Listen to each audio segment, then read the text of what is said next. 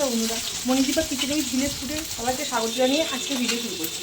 আজকে আমি রান্না করছি মাছের পোস্ত। দেখুন মাছের পোস্ত আমি কীভাবে করি। এই কাঁচা মাছ, এই মাছের রুই পোস্ত হবে। এই মাছগুলো কাঁচা আছে আর কিছু মাছ ভাজতে দিই, আর এই মাছ কটাকে আমি তেলে ভাজতে দিয়েছি। ভাজা হোক তারপর দেখাচ্ছি। এবার পেঁয়াজ পাঁচফোড়ন দিয়ে তেলে একটু পেঁয়াজটা ভাজতে দিলাম। মাছ কটা ভাজা হয়ে গেছে, পেঁয়াজটা ভাজতে দিলাম। মাছ কটা ভাজা ভালো করে ভেজে নিয়েছি। এবার পেঁয়াজটা ভাজা হয়ে গেছে, আমি এই আদা রসুন টমেটো বাটা আর রোজকার মশলা জিরে আর ধনে গুঁড়ো, হলুদ আমি দেবো না,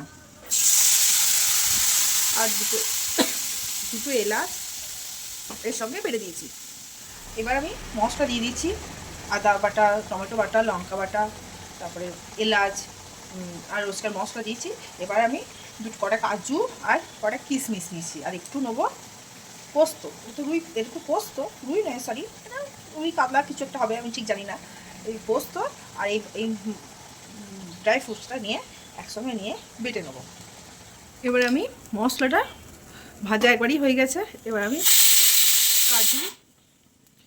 কাজু পোস্ত কিশমিশ এই বাটাটা দেবো।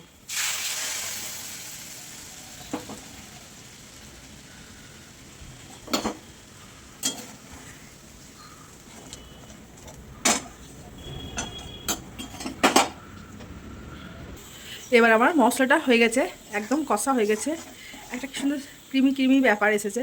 এবার এটাকে আমি গরম জল ঢেলে দেবো।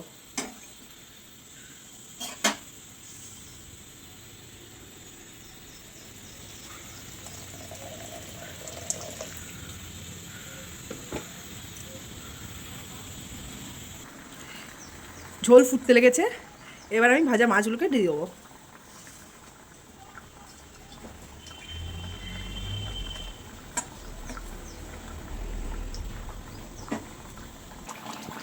পরিমাণ মতো নুন,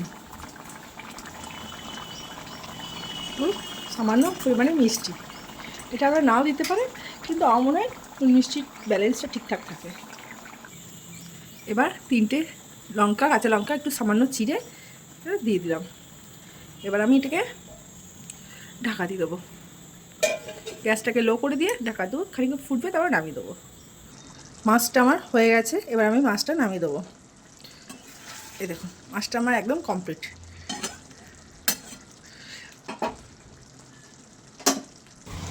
মাছটা আমার হয়ে গেছে, এই দেখুন হলুদ দিনে কিন্তু মনে হচ্ছে না, দারুণ কালার এসেছে, খুব সুন্দর হয়েছে মনে হচ্ছে দেখে। আমার ভিডিও যদি আপনাদের ভালো লাগে তাহলে লাইক শেয়ার সাবস্ক্রাইব করবেন, আর আমাকে একটু উৎসাহ দেবেন যাতে আমি আরও বিভিন্ন রকম রান্না করতে পারি।